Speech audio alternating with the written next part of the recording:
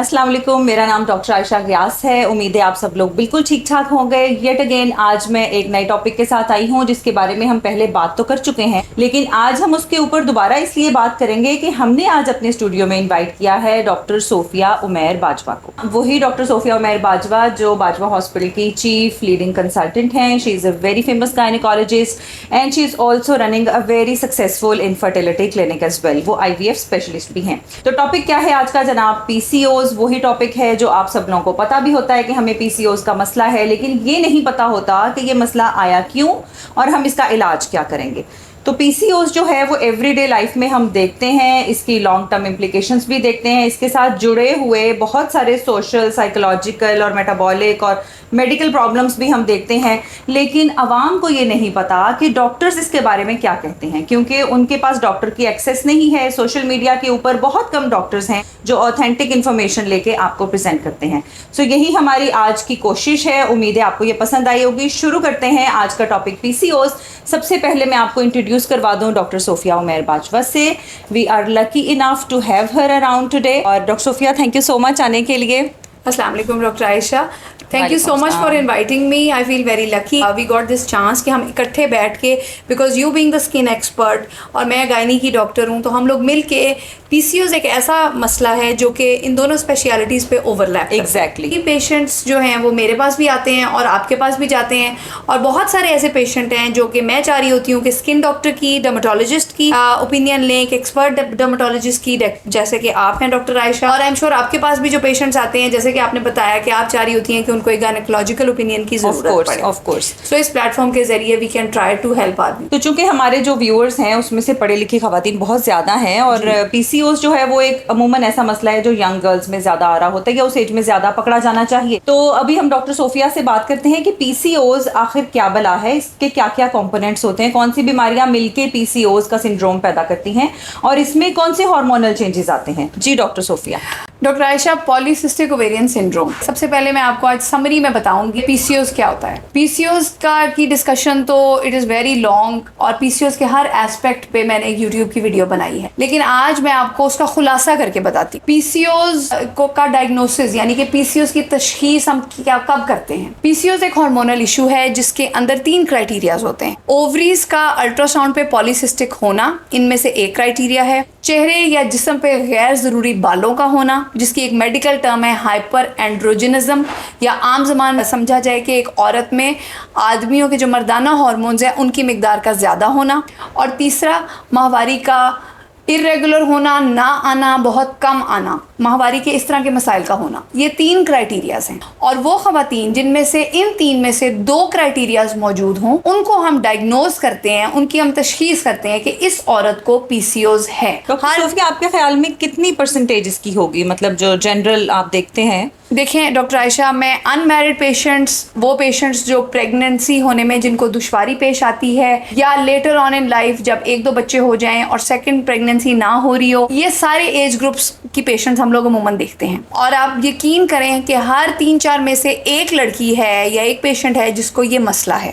Do you think this is increasing? I think it is increasing. एक तो हमारा genetic makeup ऐसा है, पाकिस्तान में, साउथ ईस्ट एशिया की पॉपुलेशन में डायबिटीज का रिस्क बहुत ज्यादा होता है, और यही खवातीन जिनमें लेटर ऑन डायबिटीज होने का रिस्क होता है उनमें यंग एज में PCOS नजर आता है। दूसरी चीज इसके अंदर हमारा डाइट और लाइफस्टाइल है जो आजकल हम अडॉप्ट करते हैं, जिसमें हम लोग जो आजकल का ब्रॉयलर चिकन यूज करते हैं उनमें एंड्रोजन्स बहुत ज्यादा होते हैं और हमारी ग़िज़ाएं बहुत आर्टिफिशियल हो गई हैं। So this environmental factor on top of the genetics, ये चीज जब एड ऑन हो गई तो इस वजह से आजकल ये PCOS हमें पेशेंट्स में बहुत कॉमनली देखने को मिलता है। तो वो सारी यंग लड़कियां जो प्राउडली बताती हैं ना कि मैं हफ्ते में 2 दफा मैकडोनल्ड्स लाजमी खाती हूँ, नगेट्स लाजमी खाती हूँ, तो वो सुन लें कि उनको रिस्क है इस तरह की डाइट्स कंज्यूम करने का। एंड कोलाज जो हैं वो बहुत ज़्यादा टेंडेंसी दे देते हैं आपको वेट गेन की, तो वेट गेन जो है वो एक बहुत बड़ा फैक्टर है। सो PCOS के बारे में जैसे कि मैंने आपको बताया कि क्लिनिक में मेरे पास डिफरेंट एज ग्रुप्स की खवातीन आती हैं जिनको ये मसला होता है, starting from being unmarried to married, और फिर लेटर ऑन जब वो माहवारी खत्म हो रही होती है, मेनोपॉजल एज में जाती हैं, तो उस वक्त उनके मसाइल कुछ और होते हैं। डॉक्टर आयशा, सबसे पहले तो मैं चाहूंगी कि आप हमें जो PCOS के स्किन प्रॉब्लम्स हैं उसके बारे में आप हमें बताएं। इन चीज़ों के ओपिनियन के लिए honestly doctor Ayesha is the expert, और मैं अपने पेशेंट्स को इनके पास ही रेफर करती हूँ। जी बिल्कुल, हमारी वीडियो का आज यही पर्पस था कि हम पहले पीसीओएस के बारे में जानें डॉक्टर सोफिया से, और उसके बाद हम ये देखें कि उसमें स्किन चेंजेस क्या होते हैं, क्यों हम बार बार पेशेंट को फुटबॉल की तरह भेज रहे होते हैं गायनी में और गायनी वाले यहाँ पे। तो डर्मा और गायनी दोनों का कंबाइन इशू है। पेशेंट्स की तसल्ली के लिए हम ये सारी चीज़ें बताएंगे आज एक ही प्लेटफॉर्म के ऊपर।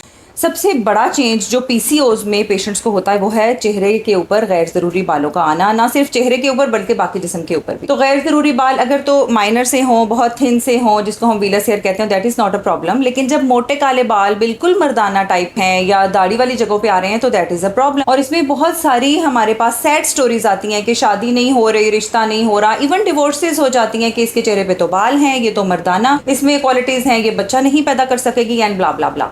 तो why not in the first place कि हम इस चीज़ को ठीक करने की कोशिश करें इसकी वजूहात जान के। हर्सुटिज्म जो है या गैर ज़रूरी बालों का आना, उसको आप शुरू से ही ट्रीट कर सकते हैं with the help of very good hair removing lasers, जिनकी के लेटेस्ट जो ब्रांड्स हैं वो हमारे पास बाजवा हॉस्पिटल में भी अवेलेबल हैं। बट हैविंग सेड दैट, मैं ये ज़रूर कहूँगी कि जब भी हेयर रिमूविंग लेजर हम आपको एडवाइस करते हैं, एट द सेम टाइम हम आपको हार्मोनल प्रोफाइल भी लिख के दे रहे होते हैं। So do take that seriously कि आपको वो हार्मोनल प्रोफाइल कराना है, अपने जिस्म में हार्मोन्स एंड्रोजेंस को देखना है, एंड देन अगर वो वाकई खराब होते हैं तो हम गायनेकोलॉजिस्ट की एक्सपर्ट ओपिनियंस लेते हैं कि इस पेशेंट को ओरल टैबलेट शुरू करनी है या नहीं। Since PCOS is having an androgenic environment behind, तो अगर हम ओरल दवाइयां नहीं देंगे तो लेजर ऑब्वियसली एक खास स्टेज के ऊपर आकर असर करना बंद कर देगा। दूसरा बड़ा चेंज जो पीसीओएस के पेशेंट्स में मैंने देखा, वो यहाँ पे बाल आने के बाद यहाँ से बाल उड़ना भी है, यानी एंड्रोजेनिक एलोपेशिया बहुत कॉमनली देखा जाता है। फीमेल्स में मांग खुली हो जाती है, स्किन नजर आने लगती है, हेयर लाइन रिसीड हो जाती है, जिसे कहते हैं माथा बड़ा हो गया, या टेम्पल्स का एरिया जो है वो खाली हो जाता है, स्किन नजर आने लगती है। तो ये भी एंड्रोजेंस की वजह से है, पीसीओएस का एक हिस्सा होता है, और इसके भी बहुत अच्छे ट्रीटमेंट ऑप्शंस अवेलेबल हैं, स्टार्टिंग फ्रॉम टॉपिकल माइनॉक्सिडिल जो कि आप लगा सकते हैं 2% कॉन्सेंट्रेशन में, फीमेल्स भी मेल्स भी, और उसके बाद ओरल टेबलेट्स जो हैं वो हम आपको हार्मोनल प्रोफाइल करने के बाद ही एडवाइस करते हैं कि उसका क्या सोल्यूशन करना है। इसके बाद जो तीसरा बड़ा चेंज हम देखते हैं पीसीओएस में पेशेंट का, वो है चेहरे के ऊपर एक्नी का बहुत ज्यादा आना और रेजिस्टेंट एक्नी। रेजिस्टेंट एक्नी से मेरी मुराद ये है कि हम बहुत किस्म की मेडिसिन देते हैं, अक्सर औकात पेशेंट में 1 to 2 मंथ्स में हम 80 to 90% इफेक्ट एक्सपेक्ट कर रहे होते हैं, बट जब वो नहीं एक्सपेक्टेशन के मुताबिक रिजल्ट आ रहा होता तो देन वी थिंक कि अच्छा जी इसको कोई मसला हो सकता है, और अगर हमें क्लिनिकल पॉइंटर्स उस तरफ में लगे तो फिर हम पीसीओएस का वर्कअप करते हैं, then we come to know कि okay fine this patient is belonging to PCOS now.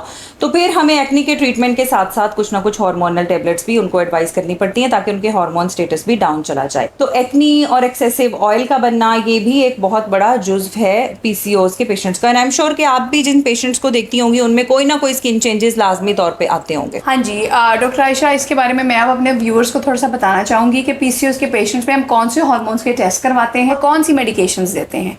ये हार्मोन्स के टेस्ट करवाना और हार्मोन्स को बैलेंस करना पीसीओएस को कंट्रोल करने के लिए ज़रूरी होता है। इससे ना सिर्फ उनका बेसिक पीसीओएस का इशू रिजॉल्व करेगा, बल्कि जैसे कि आप लेज़र करेंगी, एक्नी का ट्रीटमेंट करेंगी, एंड्रोजेनिक एलोपेशिया यानी कि सर पे जो बाल कम हो जाते हैं उसका इलाज करेंगी, वो भी इफ़ेक्टिव तभी होगा अगर पेशेंट के हार्मोन्स बैलेंस में होंगे और वो पीसीओएस का मेडिकल ट्रीटमेंट भी ले रहे होंगे। पीसीओएस के पेशेंट्स में अमूमन हम लोग जो हार्मोन्स करवाते हैं उसमें पीरियड्स के डे 2 पे एलएच, एफएसएच, टीएसएच और प्रोलैक्टिन करवाया जाता है।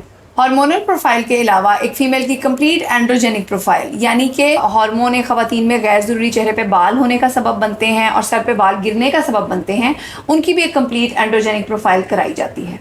यहाँ पे मैं थोड़ा सा आपको इंटरप्ट कर रही हूँ, आई एम सॉरी, लेकिन जो हमारे पास पेशेंट्स ज़्यादातर हर्सुटिज्म के साथ आते हैं पीसीओएस में, अगर डोमिनेंट प्रॉब्लम हर्सुटिज्म है और बाकी चीज़ें थोड़ी कम हैं तो उनमें टेस्टोस्टेरोन लेवल बहुत ज़्यादा एलिवेटेड होता है। हाँ जी बिल्कुल, उसके अंदर एंड्रोजेनिक जो प्रोफाइल मैंने जिसकी बात की उसके अंदर testosterone, androstenedione, DHEA, free androgen index, ये बहुत इंपॉर्टेंट टेस्ट हैं जो पीसीओएस के पेशेंट में करवाने चाहिए। डॉक्टर सोफिया, क्या हर पेशेंट को सारे टेस्ट कराने चाहिए या आप हिस्ट्री के बाद रिफाइन करते हैं और फिर कुछ खास टेस्ट एडवाइस करते हैं? देखिए एलएच, एफएसएच, टीएसएच और प्रोलैक्टिन तो हम पीसीओएस के सस्पेक्टेड तकरीबन हर पेशेंट में करवाते हैं। अलबत्ता जो कंप्लीट एंड्रोजन प्रोफाइल है, जैसे कि आपने टेस्टोस्टेरोन का बड़ा राइटली बताया, फ्री एंड्रोजन इंडेक्स और कुछ और एंड्रोजेनिक टेस्ट्स हैं, उन खवातीन में करवाते हैं जिनमें बॉडी पे हेयर्स बहुत ज़्यादा हों और जिनमें हमने डिफ्रेंशिएट करना हो कि इस औरत में क्या पीसीओएस के अलावा एंड्रोजन सिक्रीटिंग ट्यूमर तो नहीं है या इनको एड्रिनल ग्लैंड का कोई मसला तो नहीं है। तो इन चीज़ों को डिफ्रेंशिएट करने के लिए पीसीओएस से ये टेस्ट अमूमन करवाए जाते हैं। जाते हैं। मेडिकल ट्रीटमेंट के बारे में भी थोड़ा डॉक्टर आयशा बताऊंगी, क्योंकि हमारे व्यूअर्स को इससे बहुत फायदा होगा। बिल्कुल, ये बड़ी इंपॉर्टेंट बातें डॉक्टर सोफिया कर रही हैं, क्योंकि जिस जगह पे अब साइंस चली गई है और पूरी दुनिया चली गई है, आप बिलीव करें कि हम पाकिस्तान में बहुत पीछे रह गए हैं और हमारी पब्लिक इंफॉर्मेशन लेवल बहुत कम है। वाई? बिकॉज एक तो उनको एक्सेस नहीं है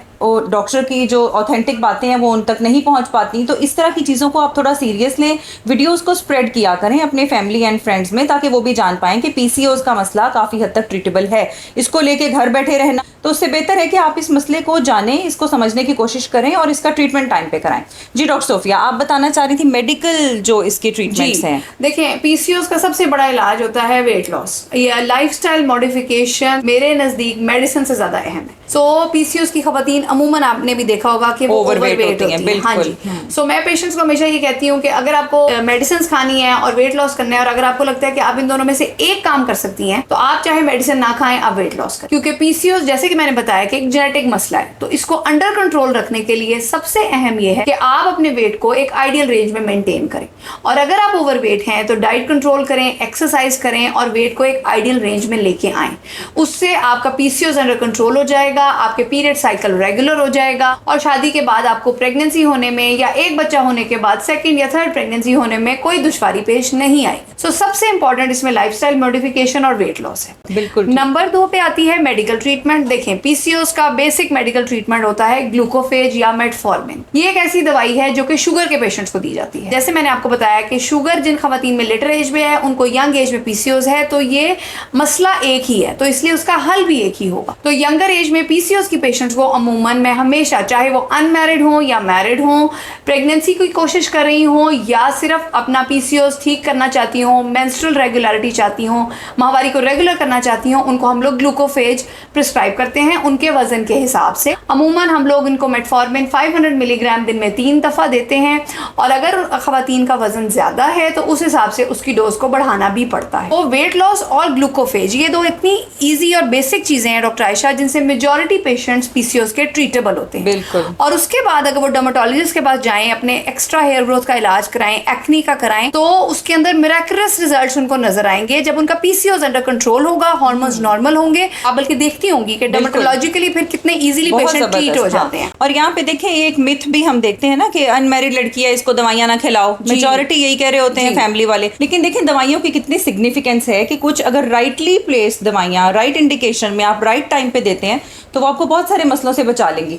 और यही हम देखते हैं कि पीसीओएस में साइकोलॉजिकली पेशेंट इतने ज्यादा टेंस हो जाते हैं because of the pressures around. घर वालों का प्रेशर है, ससुराली प्रेशर है, फिर मुंह पे बाल आने शुरू हो गए हैं। मोटापा इटसेल्फ एक स्ट्रेस की वजह होती है, और देन फिर वो मजीद स्ट्रेस को जन्म भी देता है। साइकोलॉजिकल प्रॉब्लम्स इसके बहुत ज्यादा होते हैं। आई एम श्योर गायनेकोलॉजिस्ट भी इन चीजों से इनका वास्ता पड़ता होगा, जो साइकोलॉजिकल प्रॉब्लम्स आते हैं। देखें, आजकल यूट्यूब का दौर है, इंस्टाग्राम, सोशल मीडिया पे हम लोग डिफरेंट सेलिब्रिटीज को देखते हैं, उनको आइडियलाइज करते हैं। सो जिन खवातीन में पीसीओएस होता है वो ओवरवेट होती हैं, चेहरे पे गैर जरूरी बाल आते हैं, तो यंग एज में लड़कियां, खवातीन बहुत ज्यादा स्ट्रेस का और डिप्रेशन का शिकार होती हैं। ये जनरल ओवरऑल उनकी क्वालिटी ऑफ लाइफ को काफी बुरी तरह इफेक्ट करता है ये मसला। और अगर हम लोग लॉन्ग टर्म साइड इफेक्ट्स के बारे में बात करना चाहें तो पीसीओएस एक बड़ी खतरनाक बीमारी है, और जैसे कि मैंने आपको बताया कि एक जेनेटिक मसला है, इसको अंडर कंट्रोल रखना बहुत जरूरी है। इसकी वजह यह है कि अगर आपने पीसीओएस को अंडर कंट्रोल ना रखा तो वक्त के साथ साथ जो एक औरत की उम्र बढ़ेगी, इनमें मोटापा ज्यादा होगा, खवातीन का ब्लड प्रेशर हाई होना शुरू हो जाएगा, में डायबिटीज इनको होगी,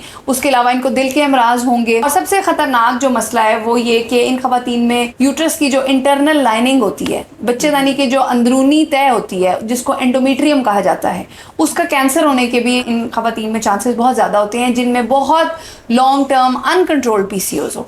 तो देखिए, एक बहुत ये खतरनाक चीज है जिसको हम यंग एज से ही कंट्रोल करें तो हमारे पेशेंट्स के लिए बेटर है। अब मैं आखिर में इसको थोड़ा समराइज करने की कोशिश करूंगी आपके लिए कि पीसीओएस से डरे नहीं। देखिए, कोई भी प्रॉब्लम, कोई भी आपको बीमारी है या कोई खतरा है, उससे डरने की जरूरत नहीं होती। आंखें खोलें, उसका सामना करें, और जो कुछ भी आपके पास अवेलेबल ऑप्शंस हैं उनको आप खातिर में लाएं। अवेलेबल ऑप्शंस हैं डॉक्टर्स का आपके पास मौजूद होना। पाकिस्तान में तो सहूलत ही बहुत है। अब आप देखें, एब्रॉड अगर कोई चाहे तो आपको उसको कंसल्टेंट गायनेकोलॉजिस्ट का टाइम कब मिलेगा? बिल्कुल। देखिए डॉक्टर आयशा, जब मैं ऑस्ट्रेलिया में थी, आप यकीन करें, एक गायनेकोलॉजिस्ट और एक डर्मेटोलॉजिस्ट का एक्सेस इज सो डिफिकल्ट। पहले आप एक जीपी के पास जाएं, जीपी से रेफरल लेटर लें, उसके बाद आपको एक अपॉइंटमेंट मिलेगी जो सेवरल वीक्स एंड समटाइम्स आप यकीन करें सेवरल मंथ्स अवे मेरा ख्याल है तब तक तो मसला शायद पेचीदा हो चुका तो होगा पेशेंट या अपने शायद वैसे। मसले को भी भूल चुका होता है। Exactly. और पाकिस्तान में तो इट इज सो इजी, आजकल ऑनलाइन ढूंढ ले अपने लिए एक अच्छी गायनेकोलॉजिस्ट डर्मेटोलॉजिस्ट और आप फोन करें और आपको उनका टाइम मिल जाएगा। बिल्कुल। तो पाकिस्तान में जहाँ इतने सारे मसले हैं वहाँ बहुत सारी सहूलियात भी हैं। इन सहूलियात का फायदा उठाने की कोशिश करें, पीसीओएस के मसले को राइट टाइम पे सॉल्व करने की कोशिश करें। मेरे पास भी और डॉक्टर सोफिया के पास भी we have so many patients from abroad जो कि तंग आए पड़े हैं कि हमें डॉक्टर का टाइम नहीं मिल रहा, दवाई गाइडलाइन कोई नहीं दे रहा, तो आप प्लीज हमें ऑनलाइन चेक कर लें, दवाइयां हम पाकिस्तान से मंगवा लेंगे। तो आप तो पाकिस्तान में जो लोग हैं वो इसका फायदा उठाएं, पीसीओएस को सीरियसली लें। अगर आप मोटे हो रहे हैं, मेंसेस ठीक नहीं आ रहे हैं बच्ची के, उसके चेहरे पे गैर जरूरी बाल आ रहे हैं या सर से लूज हो रहे हैं या उसके चेहरे के ऊपर एक्नी ऑयल ज्यादा आ रहा है, तो इन सारे मसलों से बचने के लिए get her treated in the right place on the right time. Doctor Sofia आपका बहुत बहुत शुक्रिया, आपने अपने बिजी रूटीन में से टाइम निकाला। आज हमने एक्सप्लिसिटली पीसीओएस को डिस्कस किया और आपके लिए मेरा मैसेज यही होगा, अगर मैं वन लाइन में इसको कहूं कि अगर आप पीसीओएस से बचना चाहते हैं और मैं आपको एक सिंगल मैसेज देना चाहूं तो that would be get in shape, weight control, lose your weight, BMI के हिसाब से रहें। बीएमआई क्या होता है इस पे किसी और वीडियो में बात करेंगे। हर एज के हिसाब से जितना वजन होना चाहिए उसको मेंटेन करने की पूरी कोशिश करें। अगर आपको वीडियो हमारी अच्छी लगी, आई एम श्योर अच्छी लगी होगी, तो इसको एक थम्स अप जरूर दें, लाइक का बटन दबा दें, सब्सक्राइब कर लें अगर आपने अभी नहीं किया हुआ। डॉक्टर सोफिया उमैर बाजवा का चैनल सब्सक्राइब करें for different gynaecological problems. She is also visiting consultant, आप इनको दिखा भी सकते हैं फॉर गायनी प्रॉब्लम्स। और वीडियो को शेयर करना बिल्कुल ना भूलें। आपके फैमिली फ्रेंड्स में अगर कोई इस तरह के आपको लगता है कि लोग हैं जिनको फायदा हो सकता है तो do share the videos. Thank you very much. If you have any questions you just type them in the comment section, we'll be happy to answer them. Thank you. Thank you.